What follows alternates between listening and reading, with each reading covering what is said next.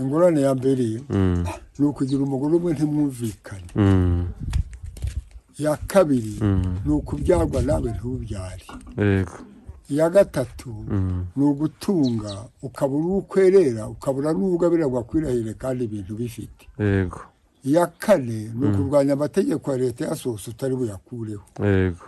iya gatanu ni ukubyara umwana umwe akaba imbwa.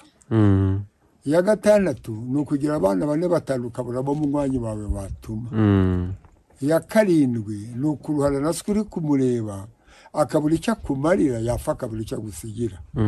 iya munani ni uguhuza ibyago n'inshuti yawe. iya cyenda ni ugufakarira mu zabukure utagishoboye kwiha amazi. iya cumi ni ukugira umugore umwe akagusiga mu buriri ngo agiye mu byumba gusenga nawe yifatiye za misiyo za Gisenyi na Kigali. iya cumi n'imwe ni ukubaho utariho. iya cumi na kabiri ni ukuba uri umusore ukajya gucyura abapfakazi abakobwa batabuze. iya cumi na gatatu ni uguturana n'undi muryango ntimushyingirane. iya cumi na kane ni ukugira ibintu ukabura ababirya. iya cumi na gatanu ni ukwima uwaguhaye.